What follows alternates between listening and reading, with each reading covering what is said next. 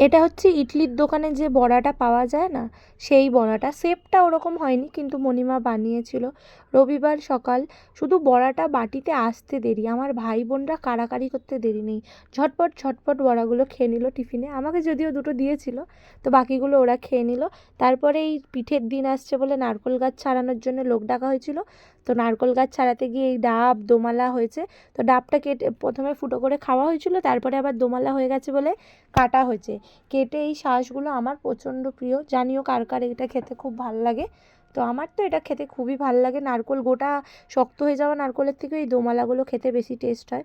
আর এটা প্রচণ্ড মিষ্টিও ছিল। তো আজকে রবিবারের সকালে এটা টিফিন করে নিলাম।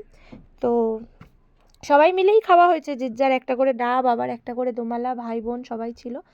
তো ভিডিওটা কেমন লাগলো জানিও, লাইক কমেন্ট শেয়ার সাবস্ক্রাইব করতে ভুলো না। আর তোমরা কে কোথা থেকে ভিডিওটা দেখছো জানিও।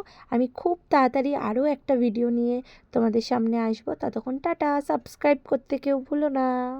টাটা।